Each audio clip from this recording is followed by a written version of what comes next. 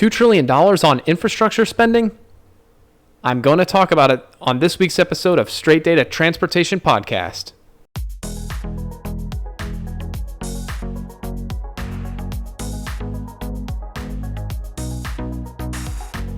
Thanks for joining me and watching. Today I'm going to be talking about infrastructure spending and funding. But before I get started, please click the subscribe button and check out the card in the upper corner of this video and give this video a like, please, if you enjoy the content. Now, I want to get started on the topic. Basically, President Trump has been touting this idea of $2 trillion of infrastructure spending for a while now. It's actually been going on for a year, but it's come to the forefront because of the COVID-19 situation. We have a lot of people unemployed, and interest rates fell to zero, and the government is scrounging around looking for ways to stimulate this economy that has entered into free fall. And that's why this is on the Transportation Podcast today. This really could be an economics podcast in its own right, but it's on the Transportation Podcast today because it has to do with infrastructure. And most of infrastructure spending does have to do with transportation. Now, I do want to be clear, people might call me a hypocrite because of my stance and then how I flip. It seems like when I talk on my economics podcast, I'm an Austrian economic theorist, and I believe in extremely low government involvement in any part of the economic spectrum.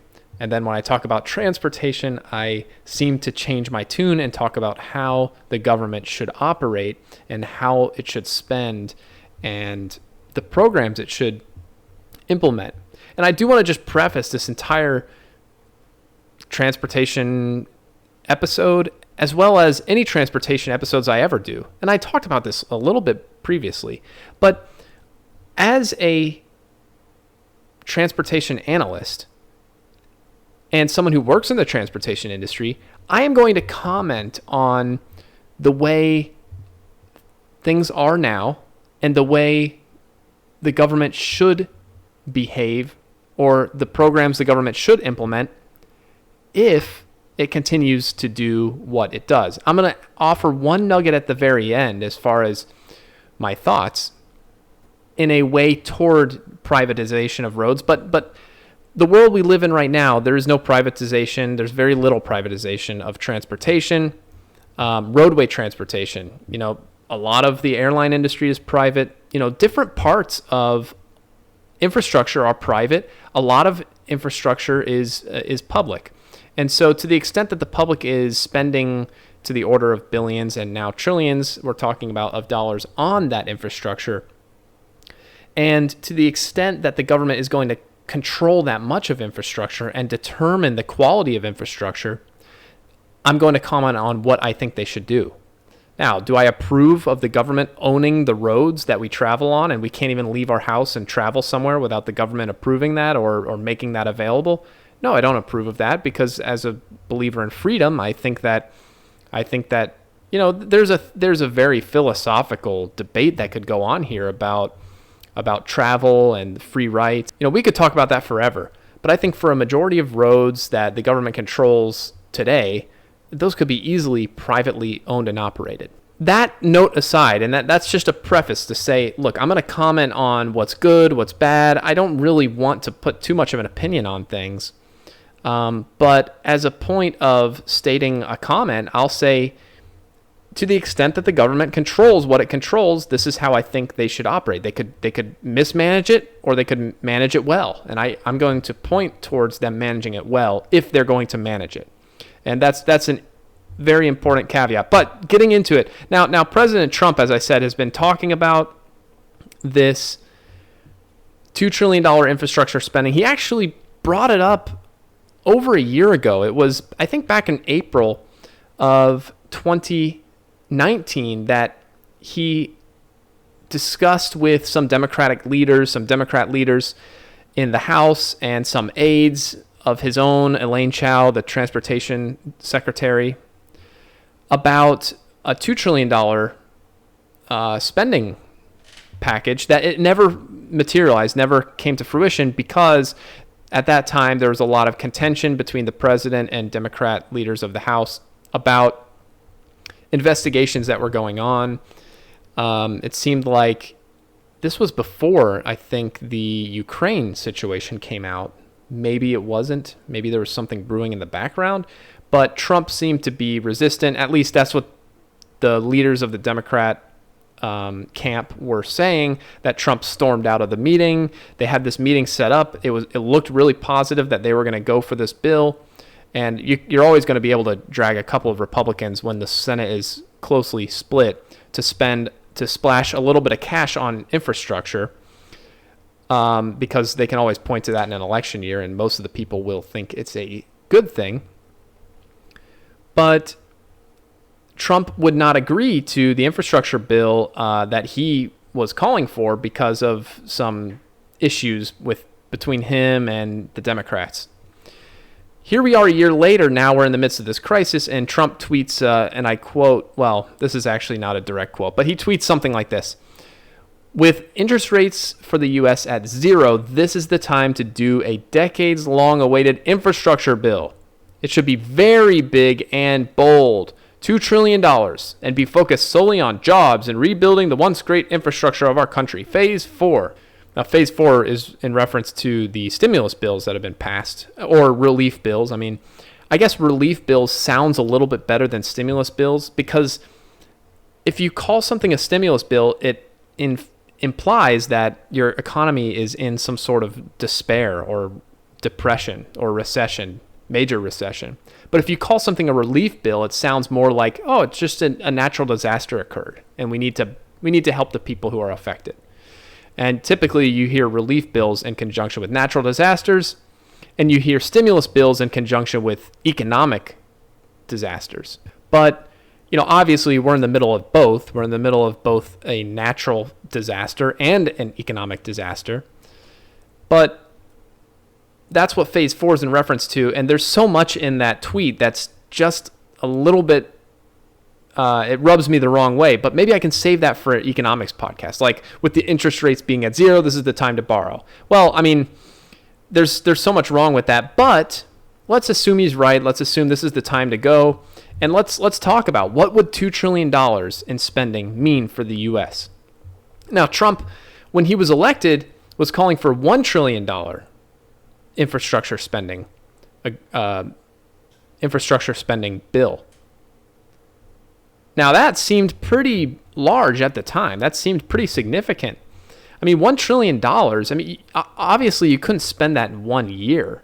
That wouldn't be a 1-year spending bill. It would have to get stretched out over, 10 years, 100 billion more per year, right? And by 2018, his State of the Union address in 2018, he was calling for $1.5 trillion. So Trump's inflation rate is 50% every 2 years, or I guess every year, because 2018, that's only a year after, just over a year after he got elected, or just over a year after he took office, right? So his inflation rate is pretty high. It's a 50% inflation rate, but leaving that aside, and now by 2019, he was calling for $2 trillion. So every year, his price tag goes up, except it's the same now as it was last year. So I guess the first 2 years, his inflation rate was pretty high, but it was zero from last year to this year. It's just interesting. But those are amazing amounts of money. And so what would that look like? Why do we need infrastructure spending? A lot of times politicians say things like, we've got potholes, we've got failing bridges, and all sorts of stuff. And it sounds good because everyone can recall a time in their life where they've driven over a pothole. And some people can recall locations on their daily commute where they have to drive over a pothole every day. Those anecdotes, are really easy to target. It's really easy to target someone's frustration, anecdotal frustration, or it's easy to take something that everyone has experienced a little of It's like these doctors. I hear these doctors, so-called doctors that are trying to sell supplements or whatever, and what they always go for is a very generic, not side effect, but symptom. A very generic symptom, like, have you ever felt fatigue, or do you feel tired in the morning, or something like that? It's like, well, yeah, everyone feels tired in the morning, or yeah, everyone has fatigue from time to time. Or are you a little bit overweight? Yeah, everyone's a little bit overweight.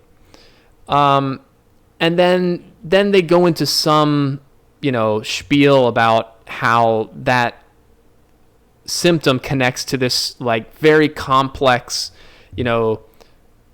they go through some pseudoscience where they try to say, it's caused by this, that, and the other.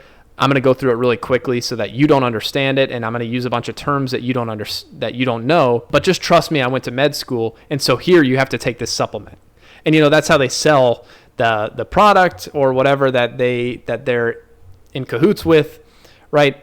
It's sort of the same thing I see with infrastructure. A politician can really say, they can find a generic qualm that people have with the roadways or their experience in infrastructure. I mean, people have always had water main breaks in their communities. From time to time, a water main may break, or you might have to have a boil warning. So if a politician gets up and says, we have potholes and we have water main breaks, and then they'll take the one instance like Flint, which obviously Flint is not happening across the country, but they can point to Flint and say, Flint is a result of our federal government not spending enough money, right? Even though that's not quite true. I mean, who is to determine if that is an acceptable or not acceptable amount of poorness or poor infrastructure? So the politician can say, we've got water main breaks, potholes, we've got Flint, so therefore we need to spend more. But obviously, because we don't have the free market, it's hard to determine, do we need to spend more? Now, the American Society of Civil Engineers, civil engineering is kind of a study that covers structural engineering, like bridges and buildings, and their structural soundness, water engineering and water resources engineering, like drinking water, wastewater treatment, and water flow, how to get water, move water around, like in a city, and transportation engineering, transportation, which is like, roadways, airports, freight, how to move, logistics on the macro scale, etc. Now, that is all considered infrastructure. So the American Society of Civil Engineers is in a pretty good position to analyze and determine the infrastructure needs of the country. And the American Society of Civil Engineers released a scorecard or report about America's infrastructure. And, this came out in 2017. That's the last time they did a nationwide collection of the scores. I think they do state report cards every year from time to time. Maybe they don't do every state every year. I don't know. But the big news in 2017 was America's infrastructure scores a D+. And the ASCE divided the grades into all these different categories. And, people need to understand that infrastructure is not just roadways. You do have aviation, you have bridges, public parks, you have seaports, railways, dams, drinking water. You've got energy, hazardous waste. You've got solid waste, which could be considered infrastructure, and solid waste storage and hazardous waste storage. You've got transit, wastewater, levies, I guess. Those are all considered infrastructure. So, ASCE does a report card for each one of those, and, they range from C+, B+, whatever, to like D-, and our roads got a D, I think, in the U.S. Now, what criteria are they using to grade that? I mean, that's subjective, obviously. I mean, what is an A? What is a B? What is acceptable? And it's going to depend on where you live. I mean, Florida, for instance, is in a really good situation. I live in Florida. Florida gets tons of money that comes into the state from outside. Tourists, they come from all over the country, all over the world. They come in, they spend their money. and we have a sales tax. And so when people spend their money on tourism here, Florida's budget, but also we have to have the infrastructure to house and host all these people. But they're only here for a small time, and they spend a lot of money in that small time. And we have warm weather. So, our roadways don't have the effects that break down, cold weather, freezing weather breaks down roadways very quickly with freezing water, freezing temperatures where the water expands and thaws and contracts. And so we have a really good situation. Texas also, any state with warm weather and a big economy is going to be doing well. But other states, are going to be different. And so New York's infrastructure needs as a share of their total budget are just going to be higher than Florida's. ASCE also did an analysis on the shortfall in funding for the United States as a whole. They reported that the United States has a $2.042 trillion shortfall over the next 10 years, which is basically the $2 trillion that you're looking at. So when Trump says we need $2 trillion, if he were to spread it out over 10 years, then he will have met, or our government will have met, the ASCE estimates of our shortfall. So if we were to come up with that $2 trillion, spend it, then we would be back to, I don't know, whatever ASCE says is acceptable. Or I don't know if that would bring us to an A or a B. I mean, I don't know. I haven't really read the full report, so I can't say if ASCE is I can't say what criteria ASCE is using. But, I would assume that they're going to say, that's acceptable. That would be good. We would be in a much better position when Trump says the once great infrastructure of our country. Maybe that's what we would get back to. I mean, I don't know. But that's the situation we're in. And you have to trust those experts. And from a government's perspective, if you're going to take control of a resource like that, you have to trust the experts. When they say we have a $2 trillion shortfall, because you don't have the market to determine what the shortfall is and what the people are willing to put up with. You have to trust the experts. Now, we have a very interesting situation in the U.S. A lot of people have commented on this, and this is going to be the crux of my argument. This is the biggest qualm I have with our infrastructure spending and funding currently, and that is the gas tax issue. I mean, we have a major funding revenue problem in infrastructure at the federal level, and I think in many cases at the state level, but that changes state to state. I can't really comment on that. But if I were to ask you, maybe just take a guess at the last time, we pass spending bills and we pass tax bills, all the time, spending bills every year and tax bills. We change income taxes, every 4 years, every 6 years at the most, I think. If I were to ask you, take a guess the last time we changed our gas tax bill. Now, there is a federal gas tax. So every time you fill up gasoline at the pump, you're going to get charged a certain amount per gallon.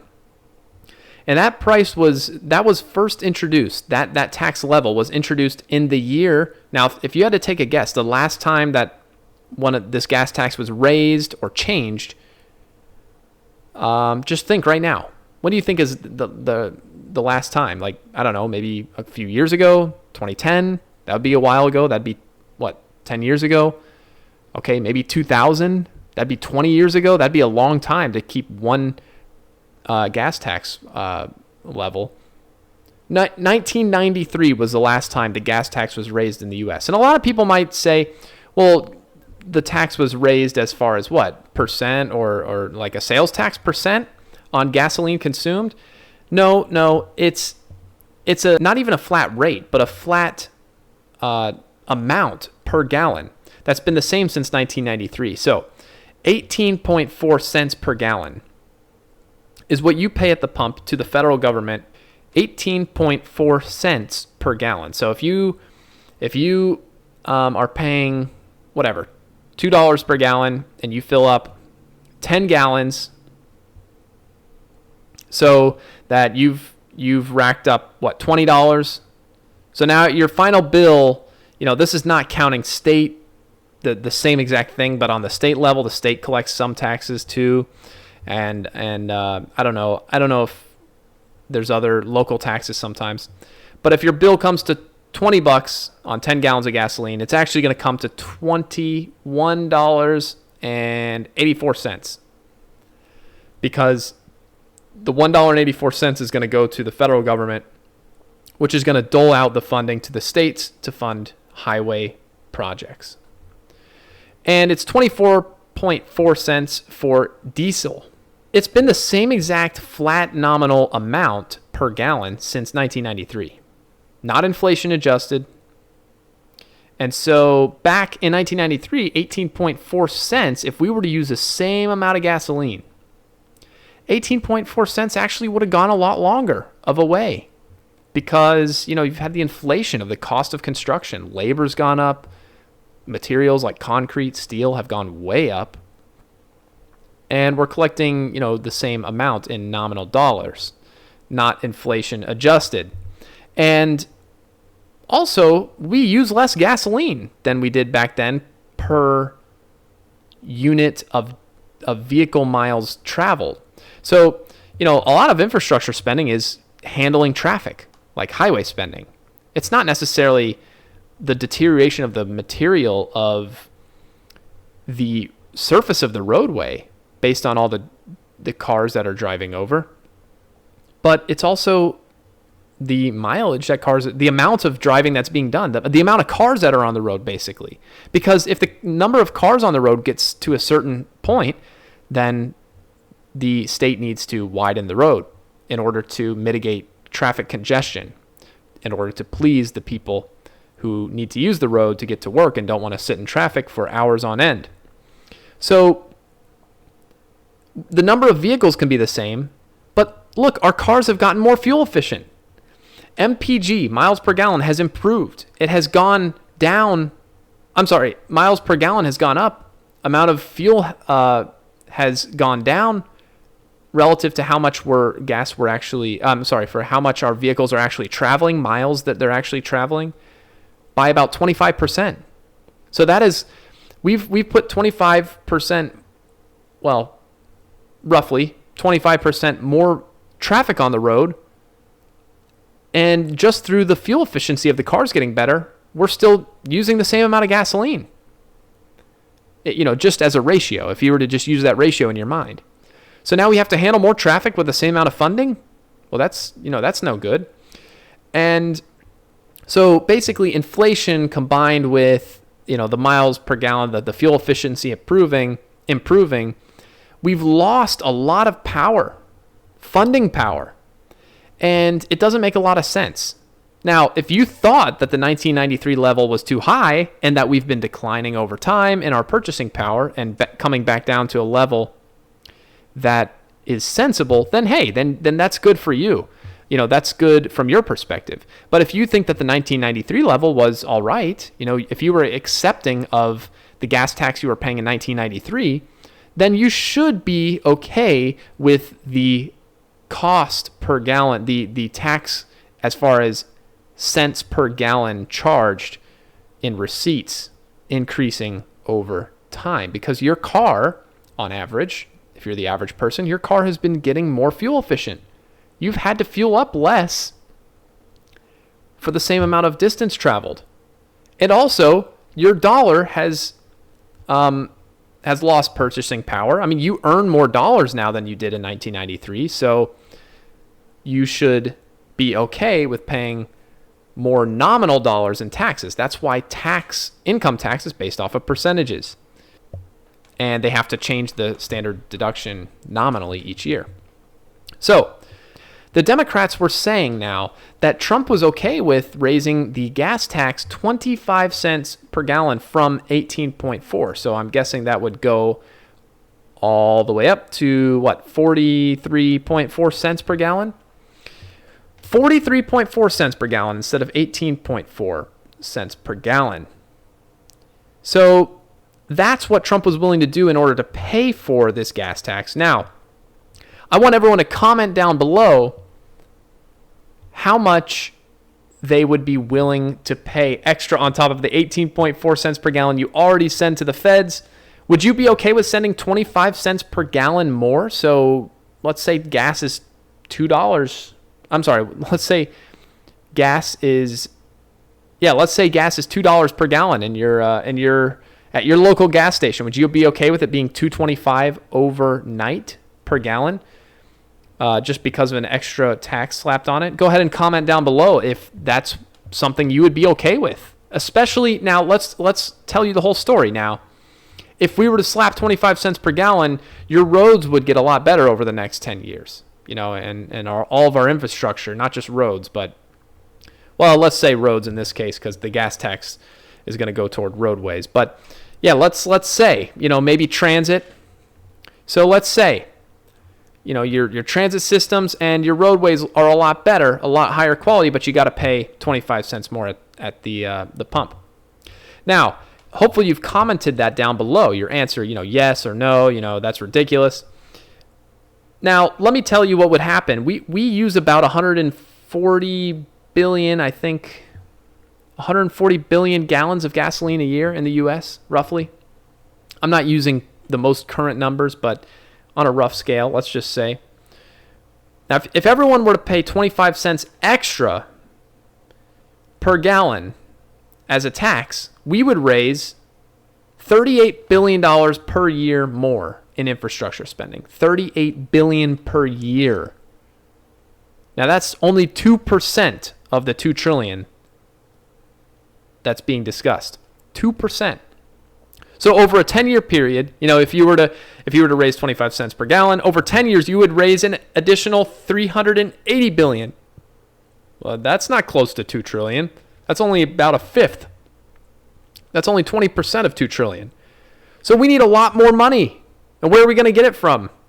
Obviously, I'm talking about gas taxes, which would just go to roadways, transit, and a couple others maybe.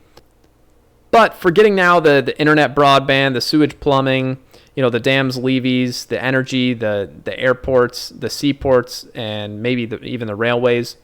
Let's just say for roads and transit, where are you going to get all this extra money from? Because roadways and transit are going to make up a large chunk of the $2 trillion. They may not make up a majority of it even, but it's definitely going to make up more than 20%.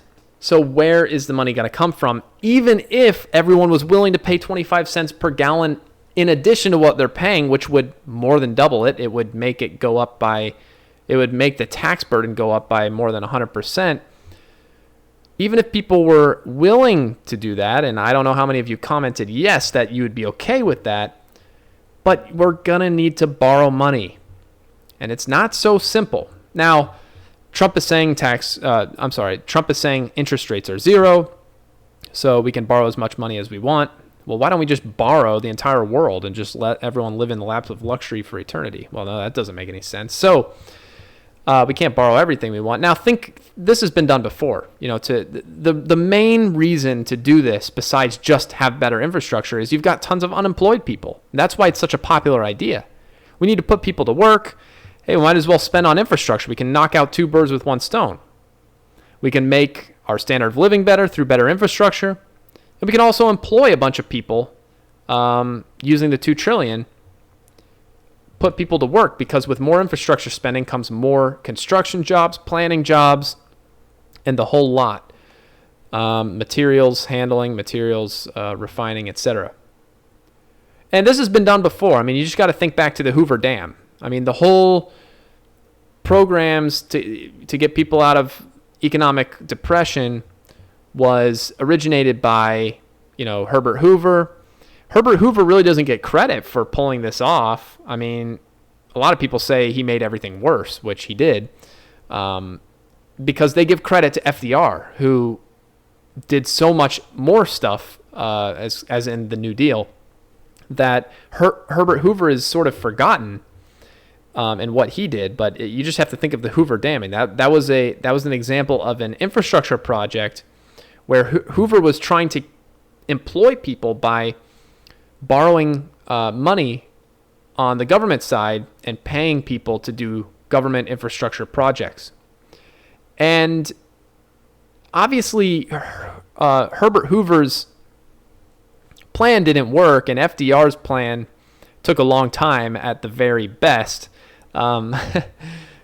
So it's hard to say how well that works out. But what we do know is it's not going to solve a short-term unemployment problem, because speaking from someone who works in the industry, when you have $2 trillion worth of projects of infrastructure spending, that has to get planned out. I mean, you can't just, there's no such thing as a shovel-ready job. I mean, there's nothing that we can just start hiring people to just go out and construct. And I talked about this on another episode as well. People, construction takes skill. Not just anyone can walk onto a construction site and just start digging. Maybe that was true 100 years ago, but it's certainly not true today. We have so many tools and so much machinery that the average construction worker needs to have a lot of skills and a lot of safety training. I mean, you can't just throw people on a construction site. I mean, people are getting laid off from McDonald's. Well, maybe not McDonald's, but people are getting laid off from all sorts of stores, consumer goods stores. And they're getting laid off from brick and mortars, sales jobs. They're not going to be able to walk on a construction site. I mean, you're going to have to train them for weeks, months. I mean, the training for the equipment might take years. To pull off $2 trillion worth of spending, you're going to need to train a ton of people on a lot of machinery and equipment. And so that can't happen overnight.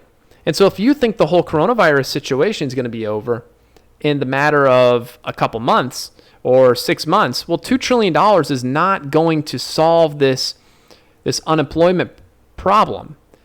You need people to plan long term. I mean, some of the projects that we're talking about with $2 trillion, they take years to plan. I mean, we're talking 25-year long-range transportation plans. And, even if you do like a 5-year work program or something like that, you need people to study the traffic, study all the simulations, and do all the economic modeling. And then you need to go to design phase where professionals draw designs and make sure everything lines up before you can send it to construction.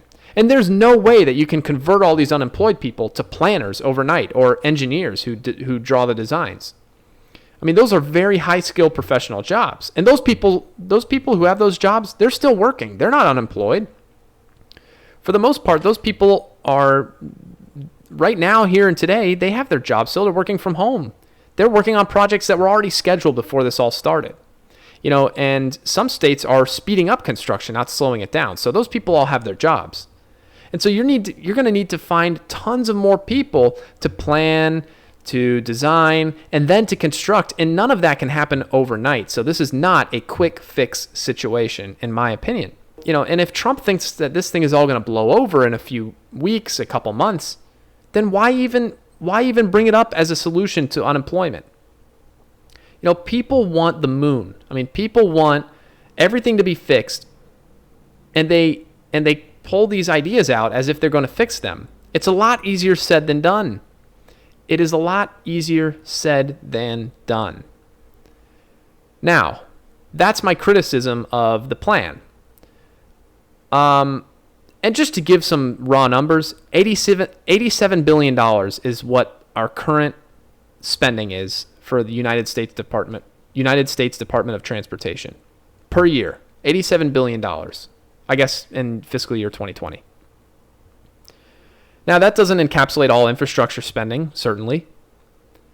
The Brookings Institution did an estimate on all of federal infrastructure spending and state infrastructure spending and estimated that we spend $440 billion in total infrastructure spending per year.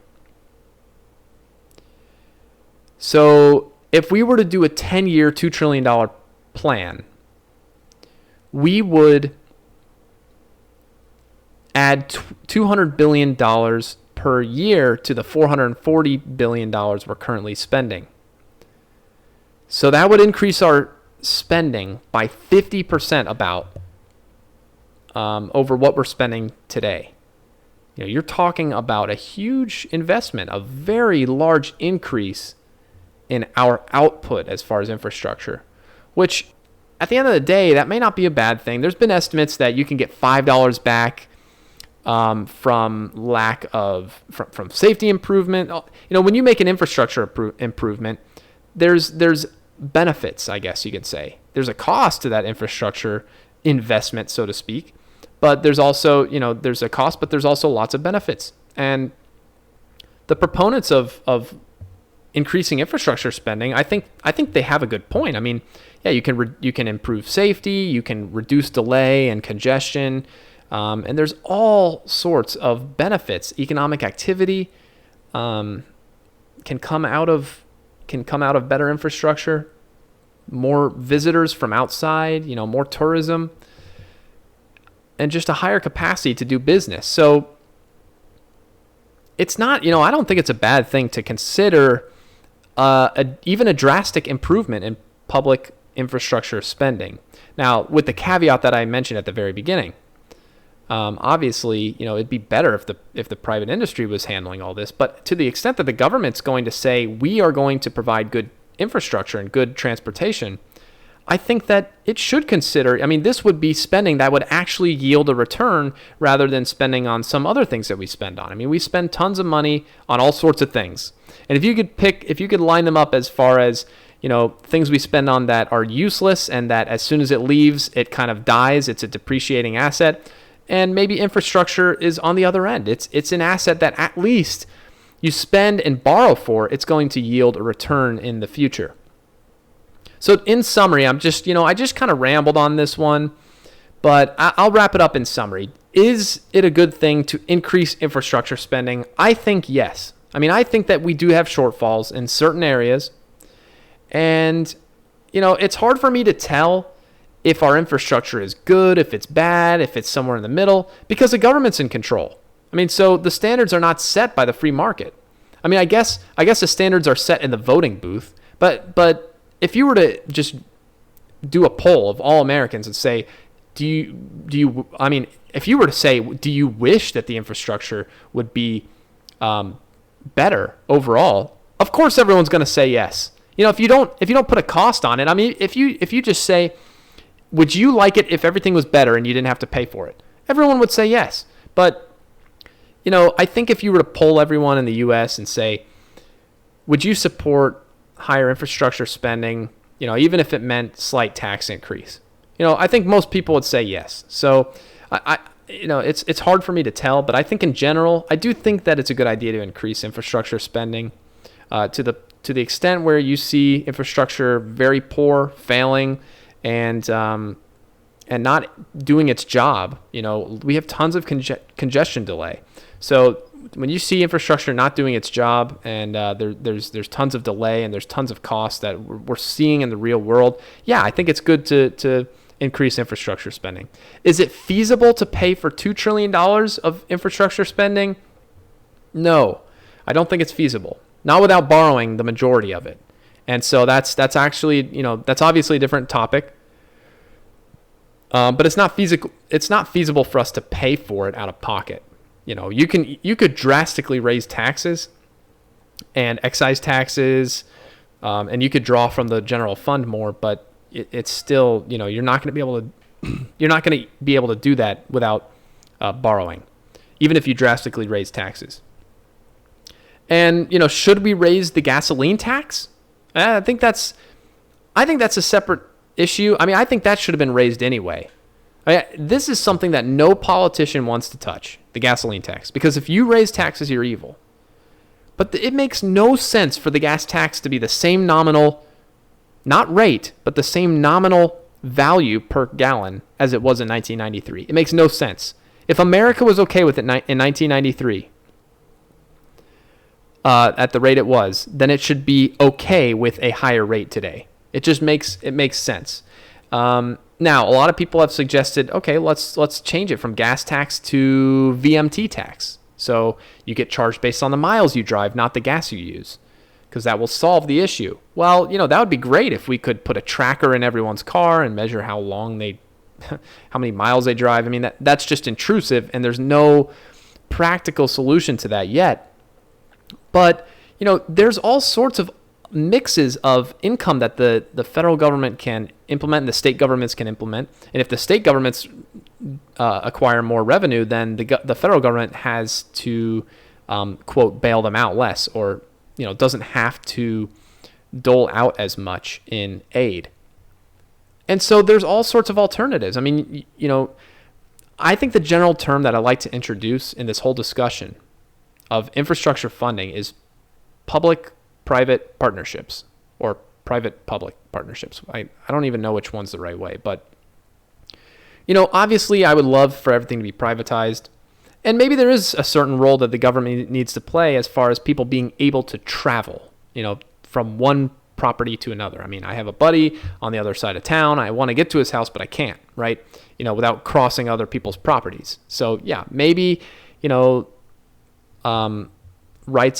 of ways and that kind of legal jargon can go over to another bucket. But to the, what the government's in control of, maybe the government can be in control of something, but allow a private company to operate on it, lease it out, and so a private company can make some profit out of it, because that will increase the competition. So companies will become really innovative, and you can raise, even if you didn't get private companies involved, you could start taxing people not through gas but through tolling. And major sections of interstates now could have a toll express lane, where you could still use them if you didn't want to pay the toll, but if you wanted to be in an express lane that was maybe dynamically tolled, this could be implemented in wide swaths of the country, and you could raise revenue that way and supplement that what you're collecting in gas taxes. So if you're not going to raise the gas tax, you've got to do something. But you can diversify. I mean, you can have some tolls in certain places where, it's going to work, and, people will use it even if you implement it. And I'm not talking about anything too overbearing. I'm just talking about some additional sources of income that will also allow for the infrastructure to do its role, which is carry people and goods, at least on the roadways. And, there's all sorts of things. With aviation, the revenue stream is going to be a little bit different. But yes, I think that the gas tax should be raised. I don't know if 25 cents is too much. Probably is. We don't have to go 2 trillion overnight. We don't have to. We can gradually raise this, and we can go from 18.4 cents to 20 cents to 22 cents, and just do it very gradually and very feasible and very practically. Politicians like to be big and bold, but consumers don't make big, bold changes overnight. Consumers gradually make changes, and the free market gradually makes changes. And so I think if the government would act a little bit more like the free market, our infrastructure would be a lot better off. And with that, that will conclude this episode of Strait Data Transportation Podcast. Join me every week as I'll drop a new discussion about a random transportation topic. Go ahead and click that subscribe button, click the like button, and just drop a comment if you haven't already. And I'll see what you guys say about what you're willing to spend on transportation. With that, I'll catch you guys next time. Peace.